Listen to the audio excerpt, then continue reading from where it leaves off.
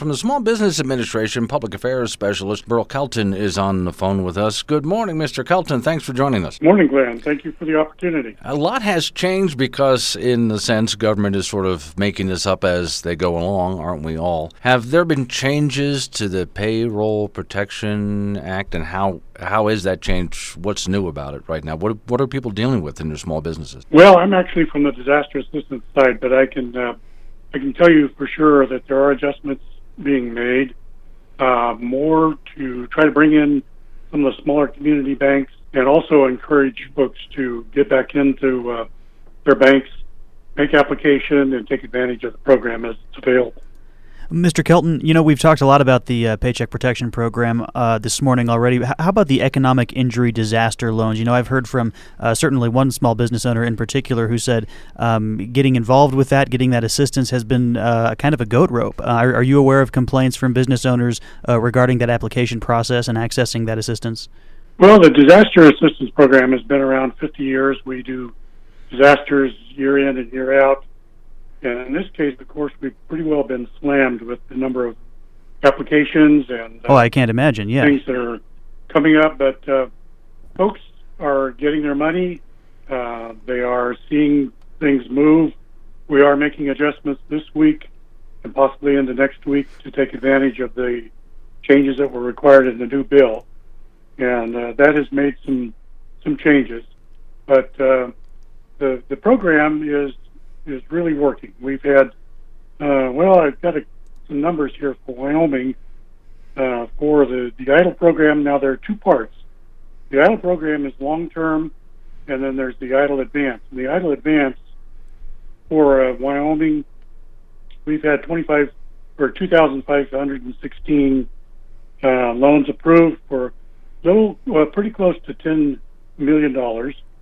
And for the EIDL program separately, at long-term, in Wyoming, we've had 55 approvals already and about $12 million in funds approved. Overall, the EIDL has approved, the EIDL program approved almost $8 billion nationwide, and the advance for, almost $5 billion. And those programs are continuing. Now, the long-term program is a long-term program. So the way disaster assistance works is that we underwrite, fund, and service the loans from beginning to end. Mm-hmm. They're direct loans from the U.S. Treasury.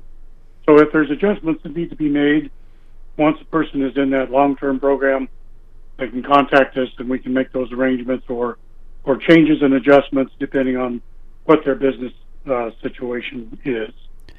And in light of the pandemic, it's an advance of up to $10,000, right, that businesses don't have to repay? That's right. As long as they follow the requirements for the advance, then that is forgivable.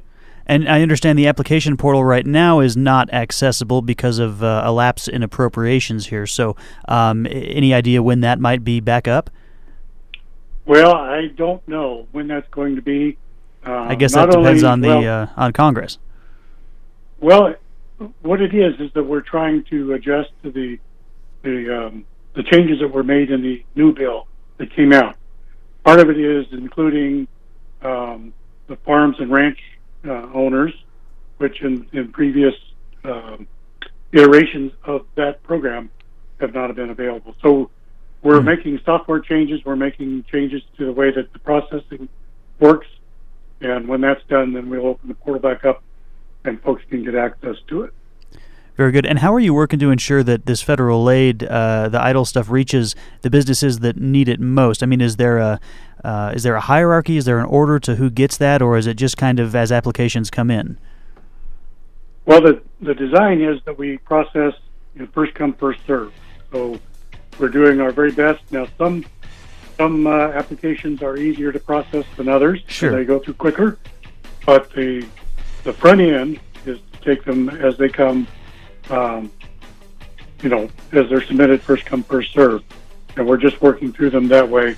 And we're trying to get them out as quickly as we can. Makes a lot of sense. Thanks for joining us, Mr. Kelton. Appreciate your time You're welcome. Here with us. Mr. Burl Kelton, and he was from the Small Business Administration Public Affairs Specialist.